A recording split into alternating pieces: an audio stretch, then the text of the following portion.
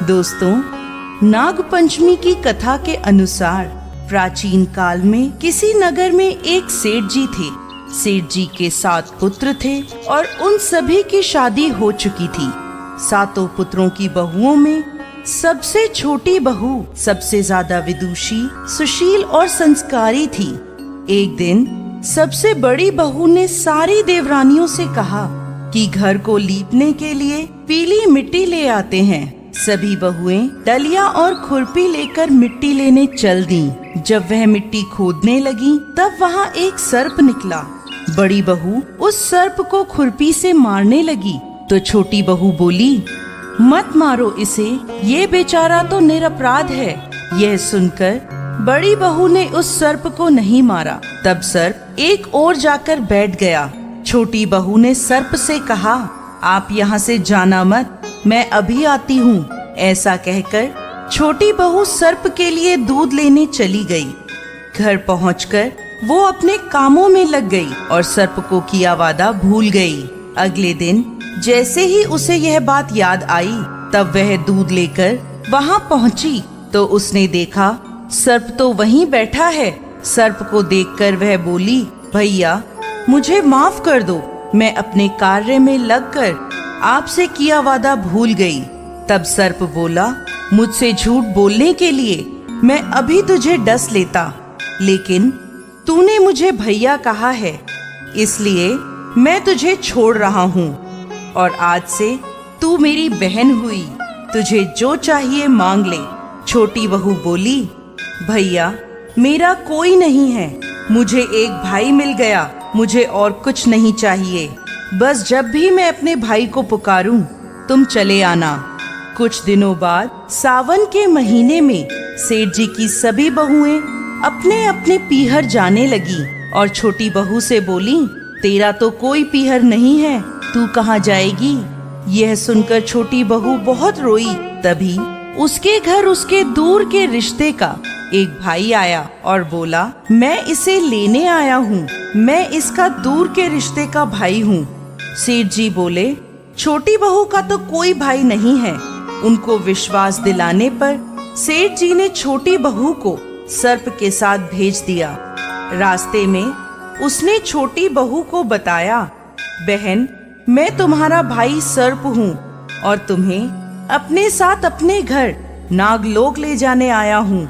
तुम डरना मत, तुम मेरी पूंछ को पकड़ लो और डरना मत, मैं तुम्हें अपने साथ अपने घर ले जा रहा हूँ। छोटी बहू ने सर्प के कहे अनुसार किया।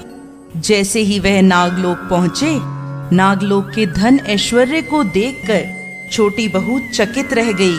सर्प उसे अपनी माता के पास ले गया और बोला, माता ये मेरी बहन है, इसने मेरी जान बचाई थी और यह यहाँ हमारे साथ रहने आई है। सर्प की माता ने छोटी बहू को गले लगा लिया।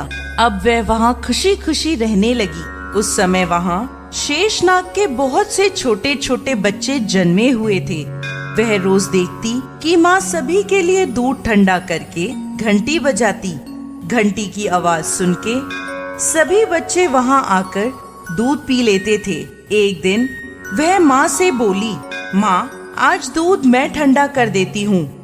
अभी दूध ठंडा भी नहीं हुआ था कि उसने जल्दबाजी में घंटी बजा दी। घंटी की आवाज सुनते ही छोटे छोटे सांप दूध पीने दौड़ पड़े।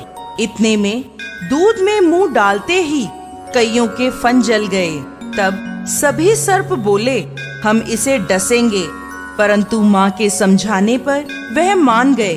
तब सर्प ने और उसकी माँ ने छोटी बहू को बहुत धन दौलत, हीरे मोती और जवाहरात देकर उसके घर के लिए विदा किया।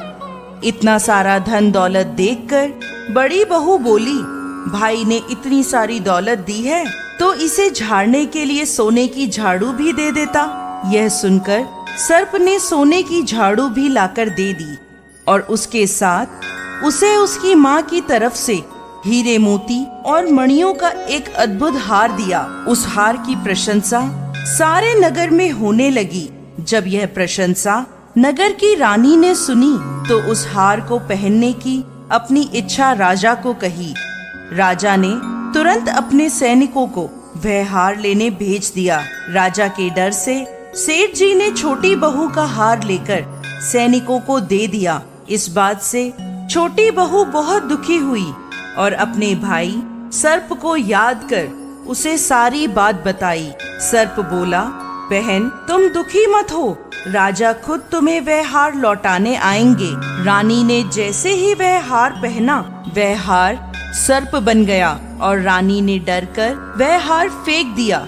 यह देखकर राजा ने छोटी बहू को उपस्थित होने का आदेश दिया। सेठ जी स्वयं छोटी बहू को लेकर उपस्थित हुए। राजा ने छोटी बहू से पूछा, तूने क्या काला जादू किया है? छोटी बहू बोली, राजन मुझे क्षमा कीजिए, ये हार ही ऐसा है। ये हार मुझे मेरे भाई ने दिया है। इतनी देर में वह नाग वहाँ प्रकट हुआ और बोला, यह मेरी बहन है और ये हार मैंने इसे दिया है। यह देखकर सभी लोगों ने नाग देवता को प्रणाम किया और उसी दिन से नाग पंचमी का त्योहार मनाया जाने लगा। तो दोस्तों, कैसी लगी आपको आज की हमारी यह कहानी? हमें कमेंट बॉक्स में लिखकर जरूर भेजें और साथ ही साथ हमारे इस वीडियो को शेयर करें और हमारे चैनल को सब्सक्राइब जरूर करें।